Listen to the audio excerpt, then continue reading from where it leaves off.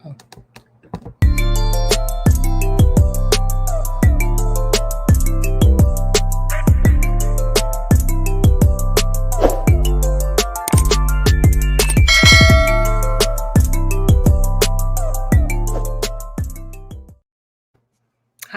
what's up, everybody? Thank you so much for watching On the Town with Tanya again. We are back, and this week we are celebrating children who survived abuse and are now adults. We salute you. Our hats go off to you. It is a very hard thing to do. So anyone who survives, we personally salute you.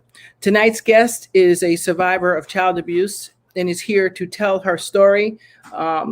As you guys all know, I love a warrior. I call them warriors. I love warriors who refuse to let their past haunt them.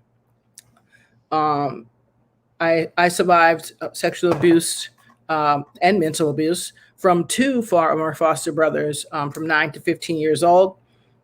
Basically, I was their sex slave, let's just say.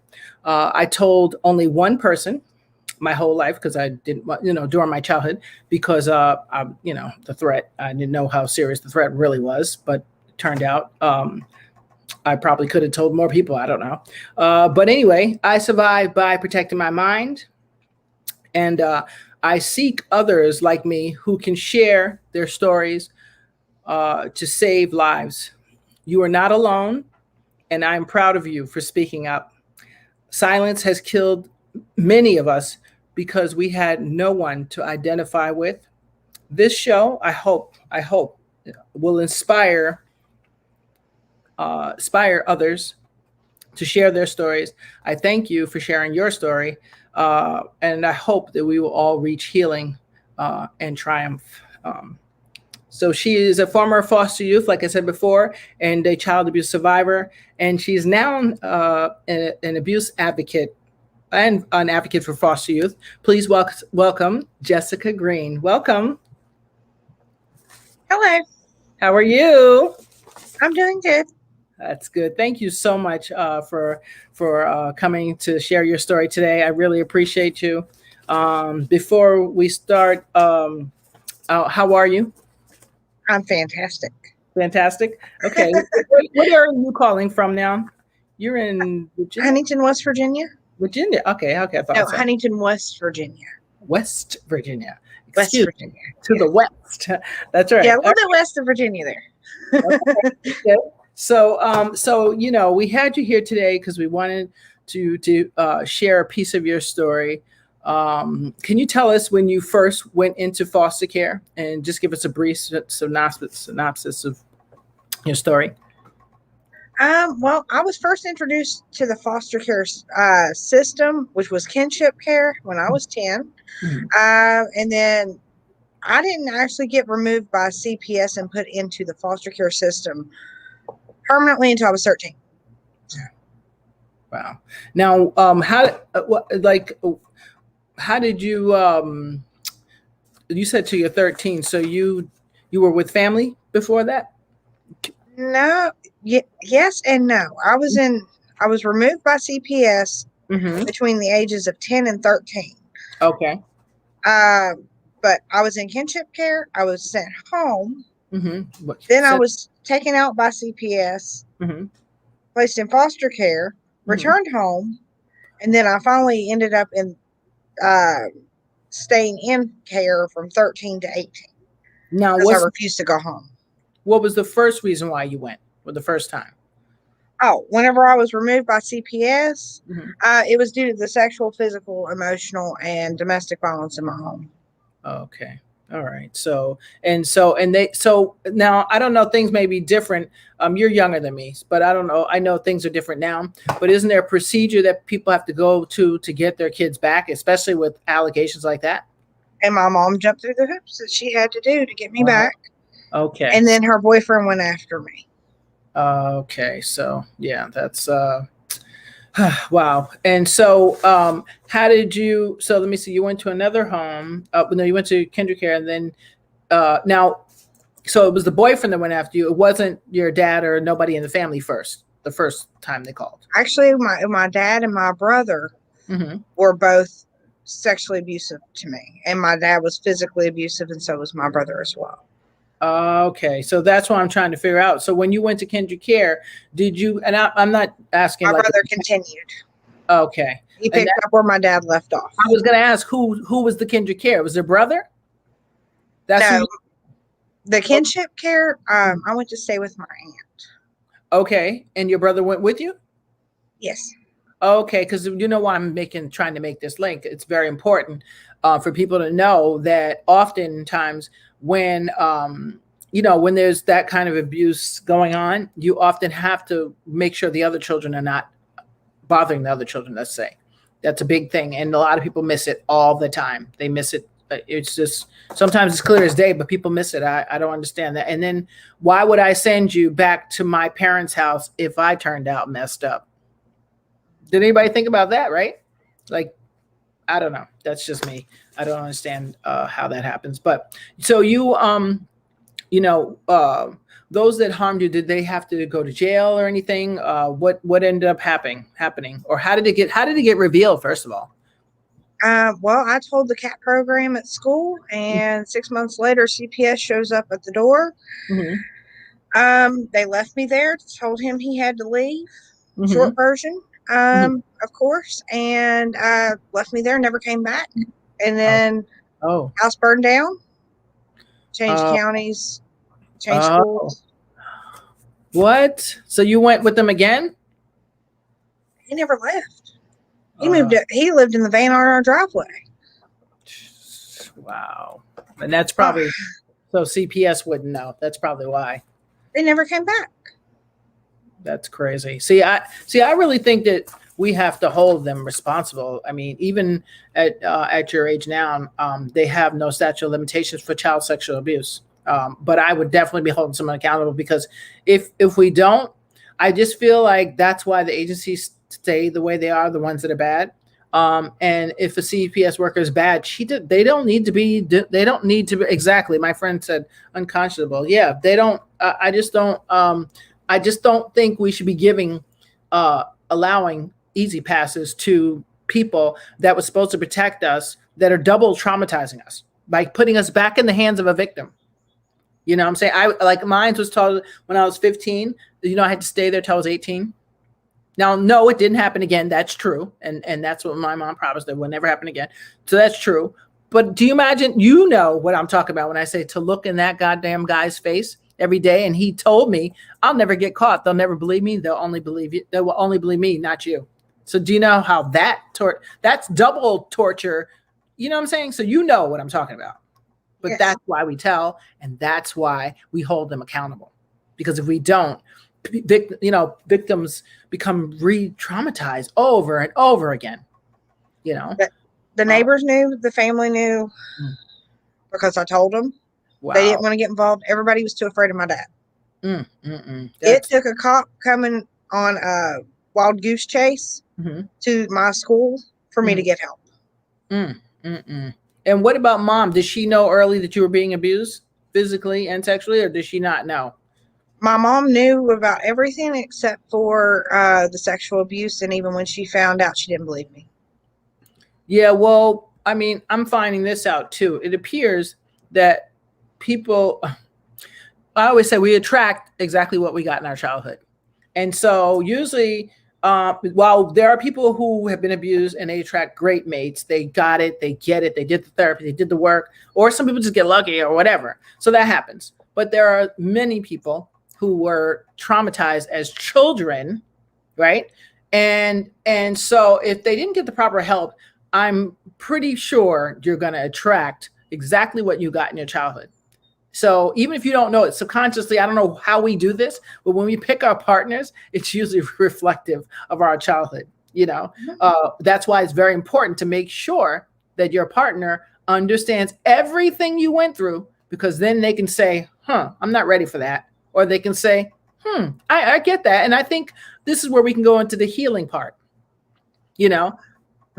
It's crucial. It's so crucial. And I really wanted you here too, because I just think that, whether it's our foster family or our birth family, it doesn't matter. You're traumatized. we have to learn as people how to hear when people are victims and how to really help victims, and then how to stop the predators. Mm-hmm. Three things have to go on. And if everybody's on the same page, it can go on. But if nobody's saying anything, and the therapist keeps sending you back and saying, well, are you feeling well today? I'm like, I've been giving you the hints that I've been sexually abused forever, and you never took one of the hints, like not one, So I don't know. What advice would you give anyone that was going through, maybe they're at home and they're being sexually abused or physically abused by a family member or a stranger? Doesn't matter. I would say use your voice, tell your truth, and keep telling it until you get the help you need. That's it. Keep telling it. And I'm That's trying to what I think. did. Yeah. No, I'm proud of you for that. What age were you when you actually told and finally got someone to say, okay, I hear you, girl? I saw was you in fifth about the grade. group home. Was it the group home you went into? No, that wasn't the Oh, one. that was years later. Oh, that was years later. Okay. So that's different. So you I was were, 10 years old. oh, really? So when you finally got the help, you were 10. Oh my gosh. I can't imagine. I cannot imagine. And now through all this stuff and moving, it probably affected your school. Oh, yeah. I got my first F in fifth grade, and I missed most of middle school. Wow. That's crazy. That is absolutely crazy. So I know, what do you think can help foster you for any youth that's going through abuse right now? Is there anything that we're missing? I think that education and knowledge is the one thing that no one can ever take from you. Mm-hmm. And that's something I held on to. I learned that from a play in first grade, Mm-hmm. and it helped me through a lot. Mm-hmm. Yes. Because it enabled me to channel the negative energy I had into productivity. Mm-hmm. That is so important. I totally get that. And I tell people all the time, my clients used to think I was crazy. And I'd be like, what is your gift? And they're like, what do you mean? I was like, what is your gift? Focus on that. That right there will get you through anything. If you focus on singing, writing, organizing, whatever that is, that right there is, I know the divine maker knew exactly what he was doing, because he gave us all a gift. Most of us just never find it. We never find it. And usually victims find it because we have to process somehow. So we do comedy or we do acting, whatever it is, it could be anything, sewing, whatever. And we find it by accident, but it really can save your life, I think. Mm-hmm. It really saves your life. Significant motivator and driving force. Absolutely. And so I had got some statistics from RAIN, and I thought that some of this was very interesting. So here's one. They say 8 out of 10 rapes are by someone that the victim knows. So you guys, you can always go to rain.org. They have great stats on everything, like whether it's children or adults, or they go by color, the age. I mean, they have it all down. So one of the things they were saying, child sexual abuse is widespread. Every 9 minutes, guys, CPS finds evidence for a claim of child sexual abuse. Can you imagine? Every 9 minutes? Like that's 57,329 are abused a year, people in general. So they broke it down, and they said 34% are under the age of 12. So that's like 1 in 9 girls, and 1 in 53 boys under 18. Let's see what else. They said 39% of the crimes are committed by an acquaintance, somebody we know. So that's a lot. And that makes sense. 19.5% is a total stranger. And 33% is a former spouse, boyfriend, girlfriend, lover. Wow. And then 6%, sorry about that. My dog wanted to chime in. 6% by more than one person. So the victim can't remember, sadly to say. And 2.5% by a non-spouse relative. Is that right? So then they have, 93% of teens and kids knew their perpetrator. I didn't know that one. That's a big one. Wow. 34% were family members, and 50% of the perps are 30 years or older. Wow. That's a lot. Whew, that's a lot. I have to take that in for a minute. So, wow. Just the fact of how many I mean, that's just, didn't you every 9 minutes? That's like so, um, so many. Astounding. Yeah. And it's so many. It's not even like, that's crazy. And that's reported. That's the sad part about that. Imagine all the kids that are missing that they haven't found, or people that haven't not in the system that are unreported. Um, it's crazy, and that's kind of why I wanted you to hear. And I appreciate you for taking the time to share your story. Whatever happened to your dad and your brother is what I'd like to know. Well, my For- dad got Mhm. my dad got 45 to 105 years without the possibility of parole. Thank God. His psychological found him to be an ingrained pedophile, Mhm. incapable of rehabilitation. Mhm. And then my brother, he ended up in the Pines in Virginia Mhm. because he slit his wrist, wiped blood on the walls, and held up his ROTC class with a gun. Mhm. And he died of a drug overdose in 2020, January. And then my dad, he died of COVID in Mhm. November of 2020. Okay. Well, I know as a victim, that karma is good. So I'm just saying, I know for me, it's a relief when your perpetrator is deceased, so to speak. Um, it's just to me, it's a relief. It's one less thing you have to think about, one less person that you have to worry about coming back to bother you. So that's just me. So now, do you keep in touch with anybody else in your family? I'm pretty much the black sheep. Okay, that's all right. Yeah. I think there's only two people in my biological family on my mom's side that I talk to at all, and two people on my dad's side. Okay, so that's all right. It happens. I mean, no one's. There's a lot of families can't deal with it because that represents them. Especially if it's your brother and it's your uncle and it's your son. I mean, what am I going to say? Yeah, that's my son. I mean, you're not going to be happy about that. So, Well, I have it toward my dad on like my dad's side of the family. It pretty much split them in two. My brother actually died trying to get him out. One of my brothers died trying to get him out. Wow. While he was going to law school, he ended up with esophageal cancer and died. He was trying to get your dad out of jail? Is that right? What? That's crazy. I think. And then my sister supported him the whole time he was in prison. Well, I mean, and that's what I'm going to say. She was with you when you were younger, wasn't she? So Yeah. that happens a lot. No, she wasn't. She was in a separate family.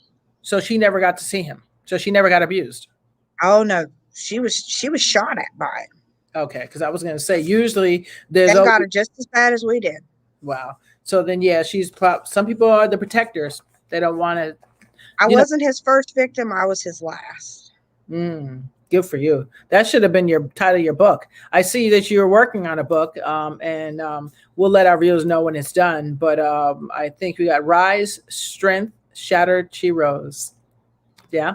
I can't wait for that book because just all the information I read about you is just amazing that you're a warrior.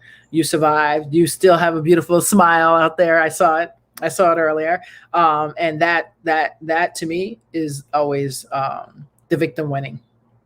Actually not a victim, you're a victor, and you're a survivor. So I appreciate you so much for sharing your story and your truth.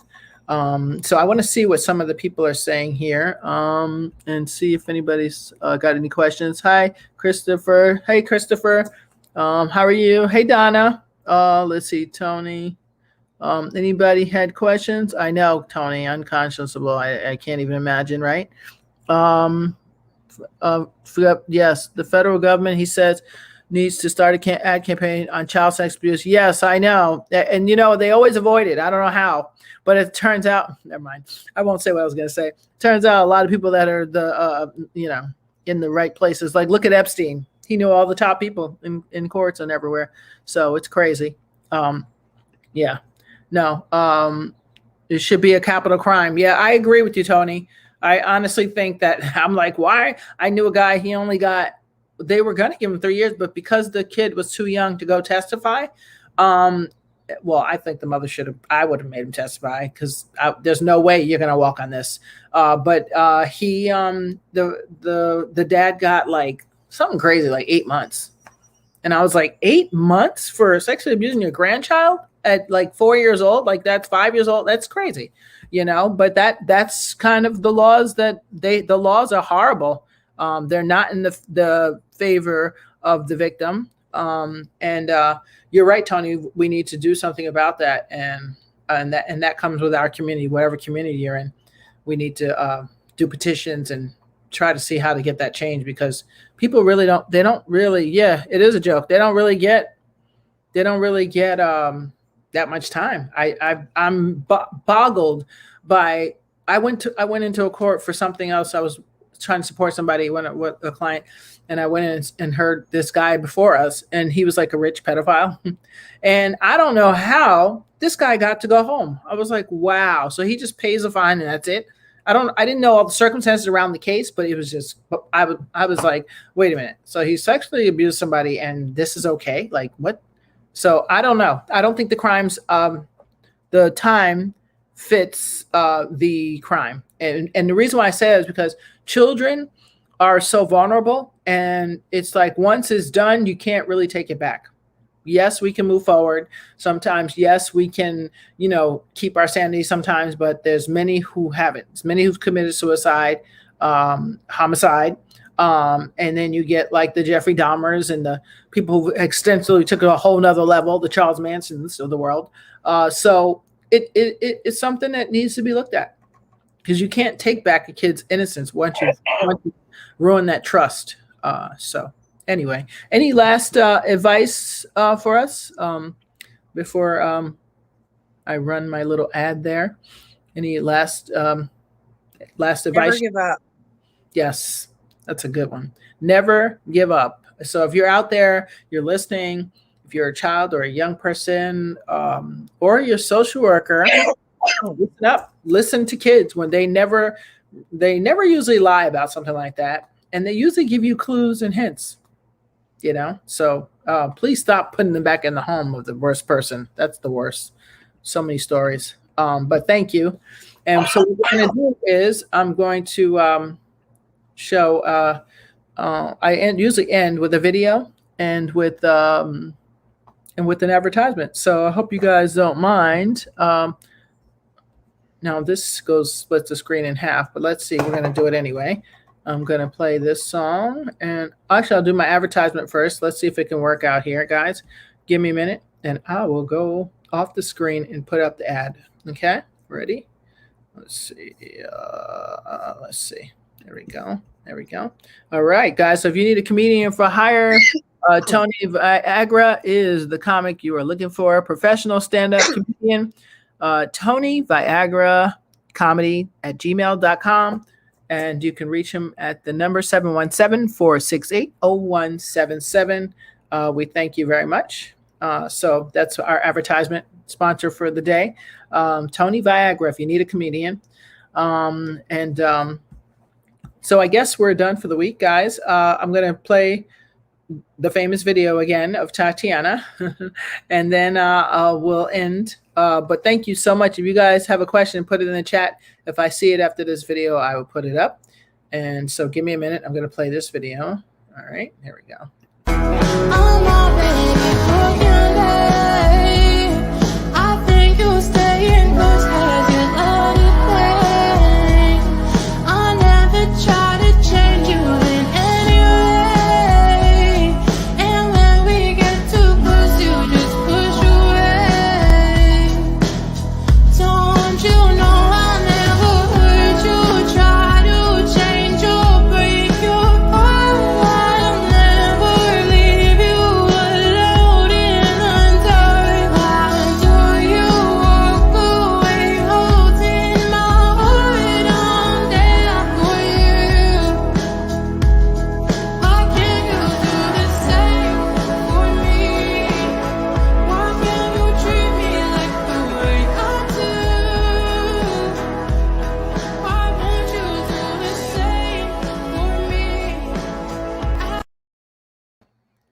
Thank you so much, guys, for watching. I see another comment up here. Who's this? Let's see. Somebody said, "Oh, you like the video?" Thank you very much, Tony. That's Tatiana. I always forget to plug the poor child. I'm sorry, Tatiana. It's called "Hurt You." That's the video. You can see it on YouTube. You can buy it at Apple, Spotify, all the above. Thank you so much, guys, for watching. I cannot believe it's Thursday already. Time is it me or time is moving so fast? Like it's just going. But I thank you guys. I will see you again Saturday on 5 Black Comics at 5 p.m. And I'll see you on Sunday on the Town with Tanya again. I'll talk to you guys later. And yeah, that's it. Thank you very much for watching. Bye.